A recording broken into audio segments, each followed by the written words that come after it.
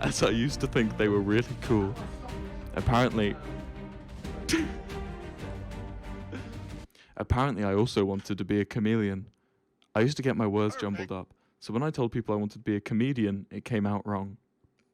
Oh shit. People probably thought I was really weird wanting to be a lizard, but at least it made them laugh. Which I suppose was the point if I wanted to be a comedian. True.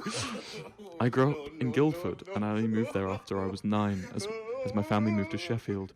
Being up north was hard at first, as I moved around a lot of schools, so I was always the new kid. I was okay, though, Why is this so much more dramatic now? as I could always occupy myself. My parents made me learn a lot of different instruments, like like the drums, piano, and violin, while my 2 older brothers got me into GTA.